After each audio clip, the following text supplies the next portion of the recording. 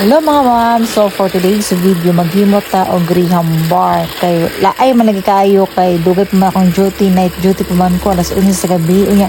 So buhaton ako sa tibok adlaw nga nakatulog mo kung sakto sa tibok gabi. So ako ni buhat mga ma'am maghimot ta og graham bar. So gikulbaan ko ni ani kay lagi gi-overnight naman ako ning all-purpose cream. Unya at tingala mo kung ngayon, ano man gapon ang result, lahi man good nga brand akong gigamit mga mamos mga ikulbaan ko kay naglahi man kong brand. Pero gitry lang gapon ako mga mamos nga hatod lamang nga ba 8 minutes. Ani ang gapon siya, magkulbaan ko pag ayon ni ani mabasi makausap kog lain nga recipe. Okay lang kay pwede magamit man gapon nako, pero continue lang gihapon ko ni ani kay bas hindi og ma-achieve ra nako ang gusto nako nga mahimo. Nang floppy ba siya o mo volume pud siya kapa di pud ta malugi kay ang ako trabang himong karon ng graham bar mga moms ato ba yung baligya. Pero hala paningkamot lang gihapon, continue mo nang gingon nila consistency is the key. Taghang gid ta may balaan ni basta matigugot taon tan-aw mga moms sa TikTok. Dili lang po na sa TikTok basta ingon nila consistency is the key daw. So hala padayon gihapon hantod ma-achieve ra man gihapon ang TikTok, diba? Kana ayaw gid ulang pangarap hantod sa pangarap. So karon mga mamos maghimo na ta, gi-prepare lang na ako akong graham.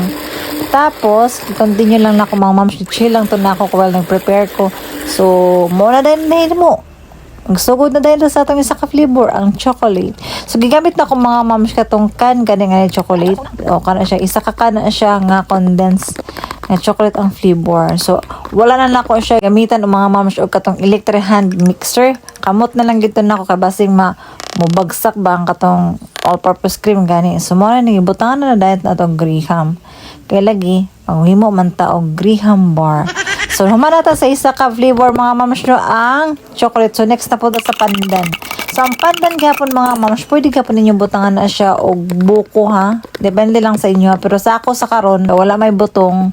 So, condensed milk lang gapon to mga mams siya. Pero ang flavor lang niya pandan. So, kana, gibutangan na po nato din ha. Kailain na po din yung flavor. Buko pandan, isa kakan gapon akong gibutang dira mga mams. So, nga na siya kadag. Grabe kadaghan no mo volume gud siya mga mams. So gibutan na to ang graham.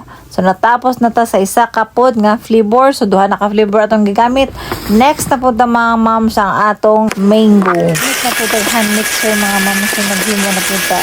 Gamit na ko niya na duha na pod ka all purpose cream. Tapos isa na pod ka kan nga mango ang flavor mga mams no para makahimo na pod ta another flavor. So mango ang flavor ana mga mams ha, mix lang na ako na siya wala na ginagamitan ng mixer. Pero kanang mixer mga mams to na andra ang electric ha. So karon gibutang na nato, gibubuo na nato ang ato ang mango flavor. Pwede pa mo magbutang din ang mga mams og mangga gyud ha.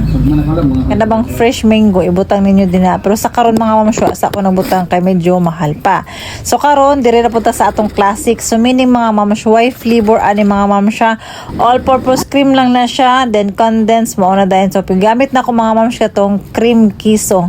So medyo may cheese ni siya mga murag gapon na flavor nga cheese. That's all for today's video. Bye bye.